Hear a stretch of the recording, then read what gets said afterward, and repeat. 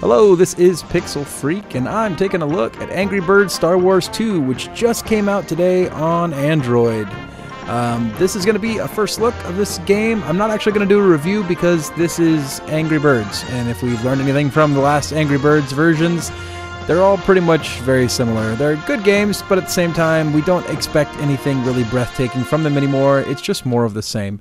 In looking at some of the screens and the media for this game, some of the videos that are already out, that doesn't seem to have changed here. So let's go ahead and jump into the settings first. I was like looking at those. Alright, information. Alright, looks like credits. Information. Sound info. Nope. What's this? Ooh, an unlock code. Alright, so we got purchases too.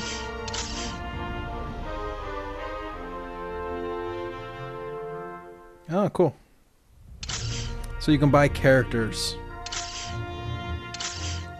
And from my understanding, the currency that you buy these characters with, you can buy a set amount of them here at the bottom in quantities of 10, 30, and 100, or you can buy a permanent amount of them. And this allows you to use some of these extra characters in the place of the characters that you're given in each level. So you can kind of change up how the levels are played. And there's more to this as well. There's not just this facet where you can change characters. There's another piece of it that I'll explain as we get into the game. You can buy coins here, buy credits. But it looks like one of those games where I paid $1 for this. There's also an ad-supported version out there. But it looks like it's mostly just a game where you can earn the currency in the game, but at the same time, that currency can be purchased as well. So in this version of the game, you have the good side and the bad side. You get to play however many levels on each. I think it's 40 per side, which is kind of cool because you get to actually use the pigs against the birds and the birds against the pigs in this version. That's an incremental change from the other ones.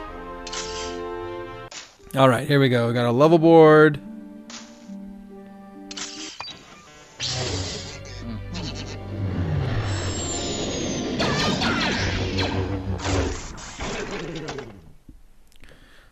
Familiar story sequence. Cool enough. Jedi bird, got it.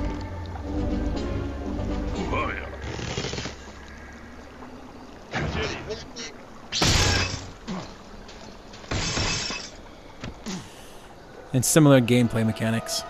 So you can see in the upper left-hand corner, I have pause where I can probably restart the level if I want to. I got a shopping cart, which will take me back to that same store. And there's a couple extra icons up there that we need to yet investigate. One of them is for a new feature in this game called Telepod. Now what you can do with Telepod is there are a number of figurines that you can buy in retail stores. And when you go into Telepod, here it is right here, you would place the toy, the retail toy. This is a physical toy that you can buy. You place that over the camera and it'll allow you once per stage per toy to insert that character into the level rather than the characters you're using. So for instance, it's showing me a demo of the red guy here. If I were to have that little toy, I'd be able to put him over my camera right there and it would sub him out for this Jedi guy. And I'd be able to use him instead. Now unfortunately I don't have any of those retail toys, so I can't really show that. I can't show that piece off. But I did notice that Kotaku had a video up on their site, so if you go check it out, you won't have to scroll down too far if you check it out in the next couple days. But they have a video out showing how it works, and yeah, it's pretty self-explanatory. You put the toy on your device and you're done. I mean, it's not a very big deal.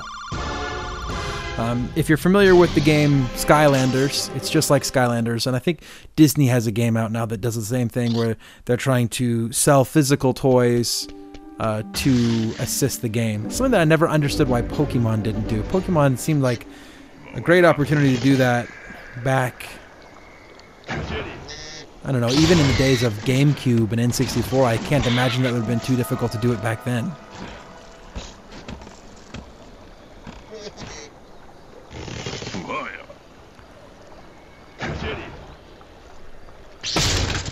So there we go. So from what I can tell from the gameplay, this game is the same as the other ones have been. It's still good. I mean, obviously they've dressed up the mechanics, and everything feels a little better. Everything looks a little better. They're getting better at their game. The thing is that this is not a company, Rovio, not a company that is known for innovation. Even the original Angry Birds, some people might argue, yeah, that was a very innovative game. I don't really think so, because there's a lot of physics games out there. They were just the first mover. They were the ones to get it right first. And because they were the ones to get it right first, they got really big. It's very similar to Temple Run. They weren't even the first infinite runner. They were the ones to do it, kind of right. And so it caught on. They were able to run with it. And now anything that Rovio or Imangi Studios does is going to be gold just because they are who they are. Everybody knows them, and they don't have to go very far to get publicity. Oh, let's see if I can do this right. Oh, I didn't see how this guy works. That's okay. I'm going to just trust that it's... Oh, whoops.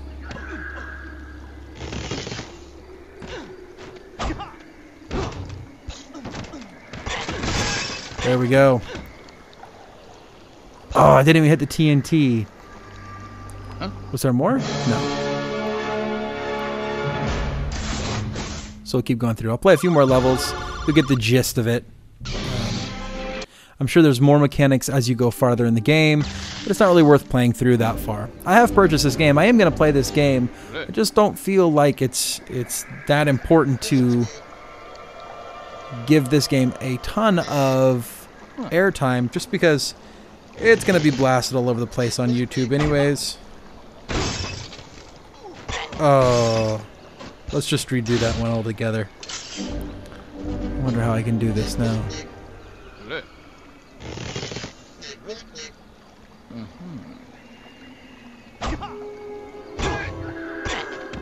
There we go, got those first two.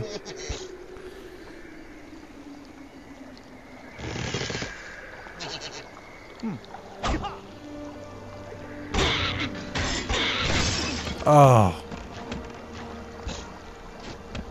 So close.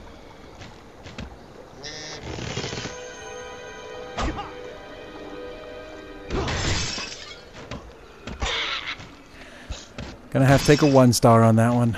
Too bad. But yeah, as I said, I've played through all the Angry Birds games at one point or another. They're fun enough. They're great for, filling up those little spaces of time, or, bus times, standing in line places. But they're not very engaging, and they're not meant to be. I mean, they're more for mass appeal. They're not for the audience that's watching this video right now. You guys are much more the Android gaming hardcore type players. You're not the players that are drooling for a new Angry Birds experience. That's much more the casual players. And while I'm sure the vast majority of you are probably going to go out and buy this game, or at least play the free version, I would imagine that you're not super excited for this one. It's like, hey, great, new Angry Birds has come out. Whoop.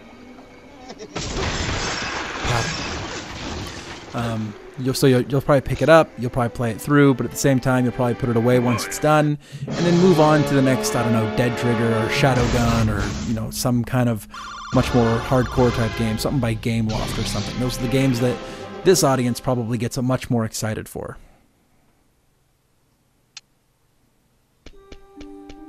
Ooh, so that looks like there was like a secret path there. That's kind of cool.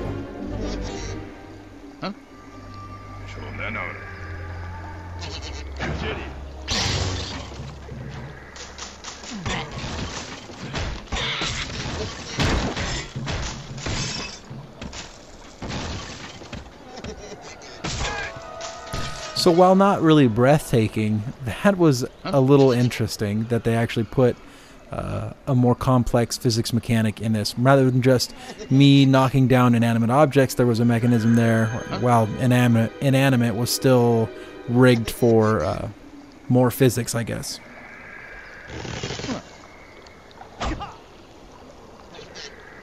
Oh. My finger got too close to the screen and it registered a touch.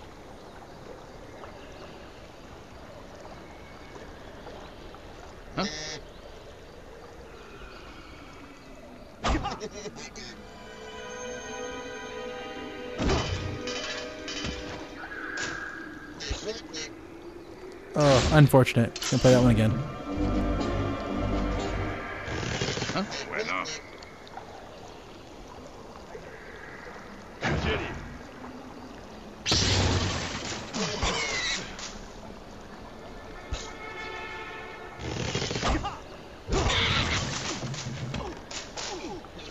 Holy cow. It shot it way farther that time. Huh.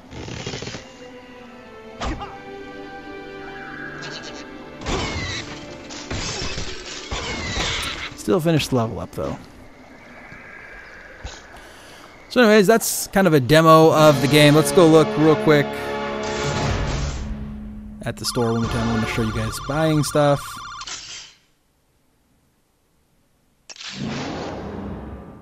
So in this game, there are like 30 different characters that you can be, and you can unlock them through buying them. You can see up in the upper right-hand corner. I've got 80 coins now. This one costs 100.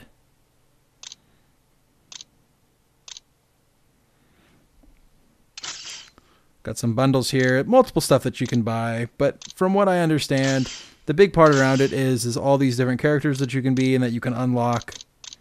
Lots and lots of stuff to unlock. So there's lots of diversity in the way that you can play the game. I think I welcome that. I really hesitate to say innovative just because it's cool. It's nice diversity. It's not innovative. It's just collectibles in a game. It's something that we've seen done over and over again. It's great to see that Rovio's up and doing that now.